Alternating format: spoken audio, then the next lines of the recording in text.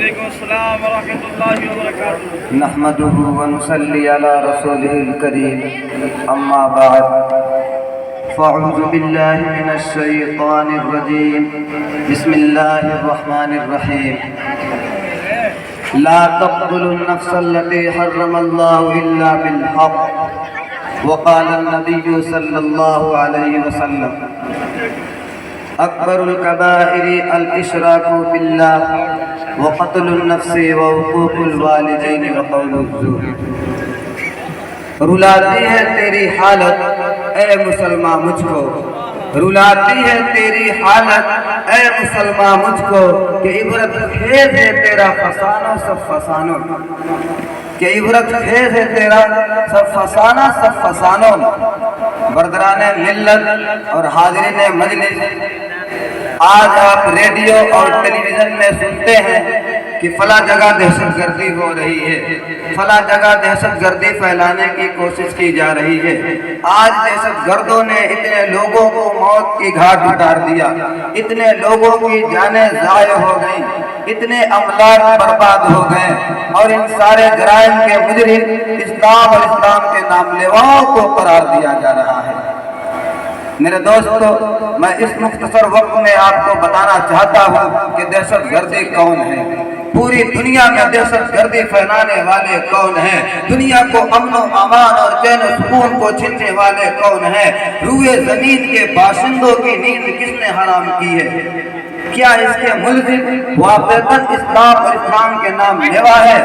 تو یاد رہے، پر وہ کسی کی سوچی سمجھی سازش نہیں۔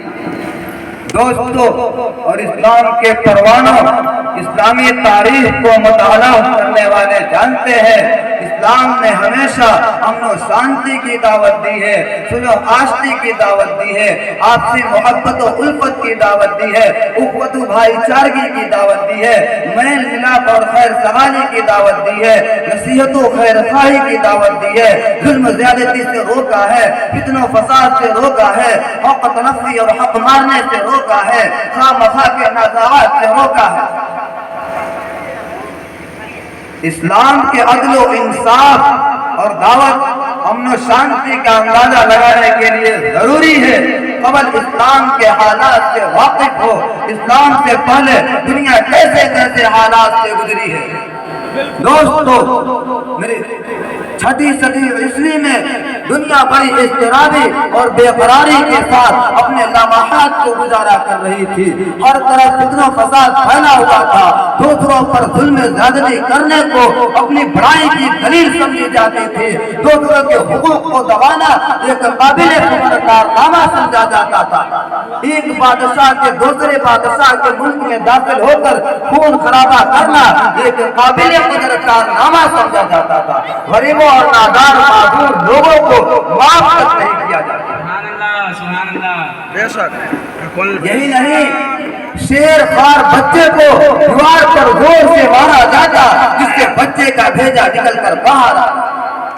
کیسر و کسرا کی تاریخ کسے معلوم نہیں، روم و ایران کی ویرانی کسے یاد نہیں، بخت نصر کے قتل عام سے کون واقف نہیں، جنگے کے رات کے بے دردی سے کون آسمان نہیں۔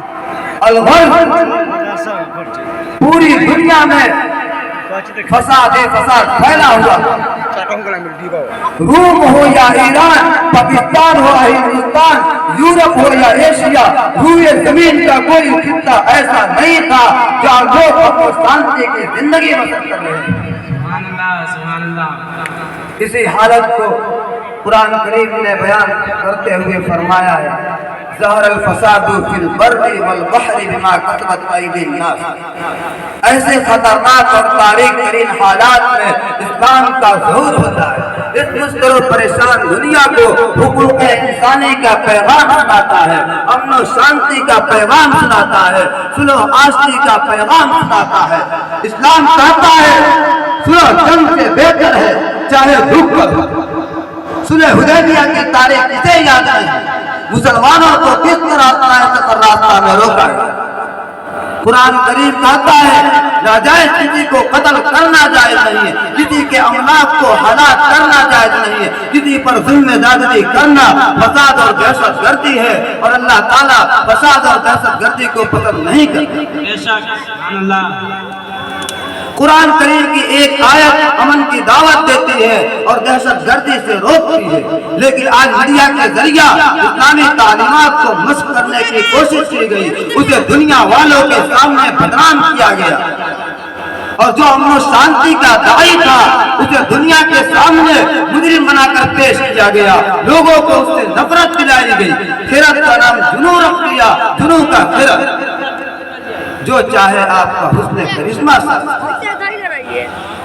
لیکن میں پوچھنا چاہتا ہوں اسلام کو بدنام کرنے والوں، اگر اسلام ایک دہشت گرد مذہب ہے تو نبی صلی اللہ علیہ وسلم کے زمانے میں دہشت گردی کیوں نہیں؟ ابو بکر صدیق رضی اللہ تعالیٰ عنہ کے زمانے میں دہشت گردی کیوں نہیں؟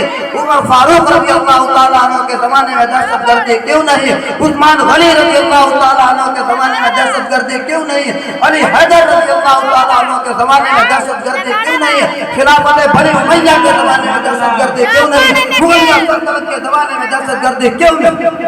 سبحان اللہ سبحان اللہ۔ بے شک جب ان کے پاس اس وقت قوت تھی، طاقت تھی، وہ دنیا کو تہو بالا کر سکتے تھے، لیکن آج جب کہ وہ کمزور ہو چکے ہیں، ان کی حکومتیں ختم ہو چکی ہے، وہ محکومین اور مخلوق الحال زندگی بسر کر رہے ہیں، تو ان پر دہشت گردی کا الزام کیوں لگایا جا رہا ہے؟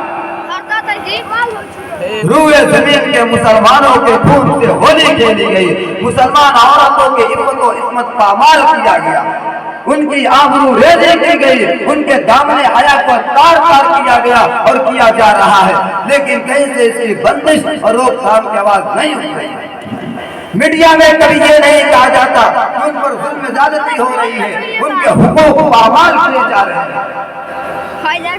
یہودی اور عیسائی کے لعاب دہن کی قیمت ہے، مسلمانوں کی خون کی کوئی قیمت نہیں، اور اس پر ظلم والا ہے۔ ظلم یہ ہے کہ اسے میڈیا میں مجرموں کا ناکار بنا کر پیش کیا جاتا ہے، لہذا پہلے طے کرو کہ دہشت گردی کسے کہتے ہیں۔ سبحان اللہ۔ کیا جان و مال کی حفاظت کرنے کا نام دہشت گردی ہے؟ عزت و آبرو کی حفاظت کرنے کا نام دہشت گردی ہے؟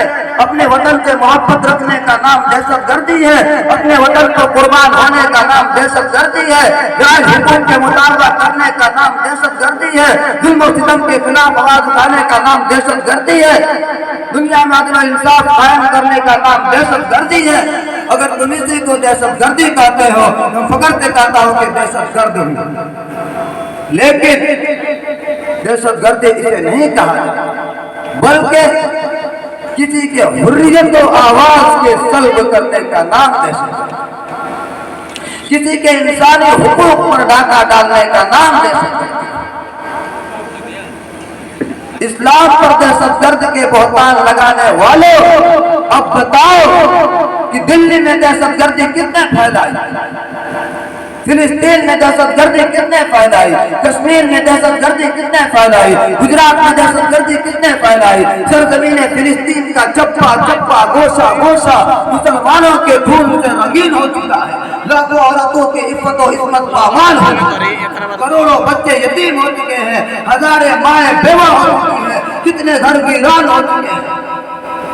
مسلمانوں، میں ان درندے یہودیوں سے پوچھنا چاہتا ہوں کہ اے نام نہاد امن قائم کرنے والوں، اگر تم واقعتاً امن قائم کرنا چاہتے ہو تو خود دہشت گردی کرنا چھوڑ دو، دوسروں کو ذلت و آبرو ریزی کرنا چھوڑ دو، دنیا میں امن قائم ہو جائے گا، دنیا میں دہشت گردی ختم ہو جائے گی، لوگ امن و سکون کی زندگی بسر کریں گے۔ میرے دوستو، یہی دہشت گردی کے خاتمے کا اصل علاج ہے۔ اللہ تعالیٰ ہم سب کو اور دنیا کے تمام مسلمانوں کو دہشت گردی سے بچنے کی توفیق عطا فرمائے۔ واقعی دعوانا الحمدللہ۔ سپر